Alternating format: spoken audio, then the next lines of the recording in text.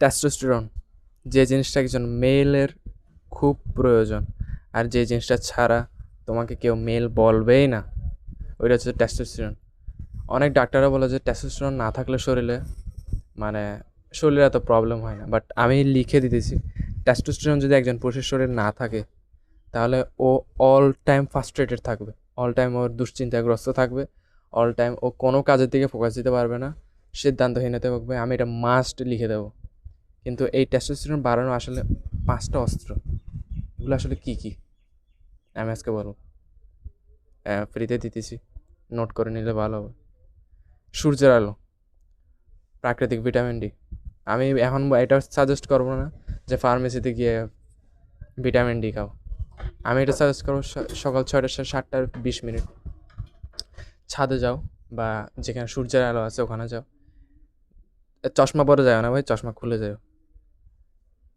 নিজের চোখে চোখের এই যে ব্ল্যাক কালার যে মনিটা আছে এই জায়গাটাই তোমার সূর্যের আলো মাস্ট লাগতে হবে। তোমার চোখে যখন সূর্যের আলো আসে বা চোখে যখন এটা অ্যাটাক হয়, তখন তোমার ব্রেন মনে করে, তোমার ব্রেন অ্যাক্টিভ হয়ে যায়, তোমার ব্রেন কাজ করার ক্ষমতাটা আবার ফিরে পায়।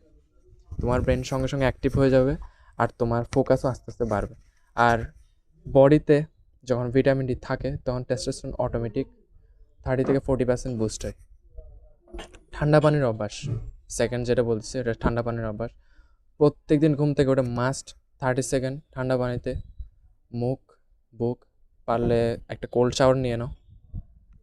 স্পেশালি মেলদের জন্য বলবো আমি, একটা কোল্ড শাওয়ার নিয়ে নাও। স্ট্রেস কমায়, ফোকাস বাড়ায়, শরীর ভাবে ঠান্ডা আছে, আমাকে অ্যালার্ট হতে হবে।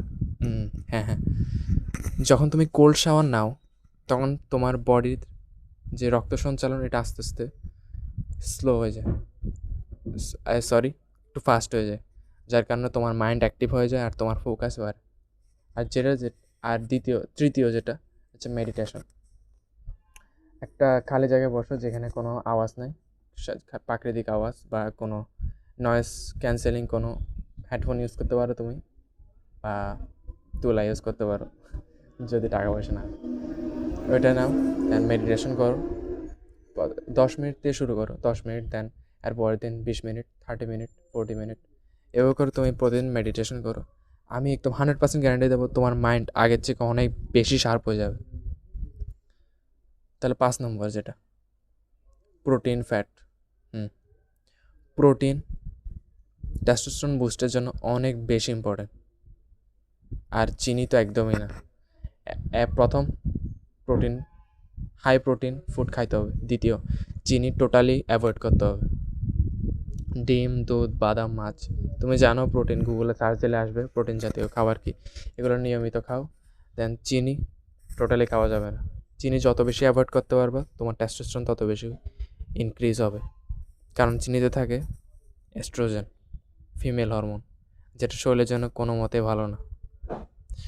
দেন 6 নম্বর আমি যেটা বলছি, পর্ন মাস্টারবেশন। নো বাই, আমি জানি না কী হবে, বাট এই পর্ন মাস্টারবেশন এটাতে যাওয়া যাবে না ভাই।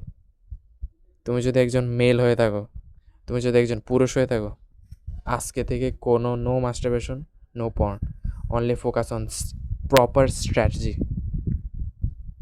খোদা হাফেজ।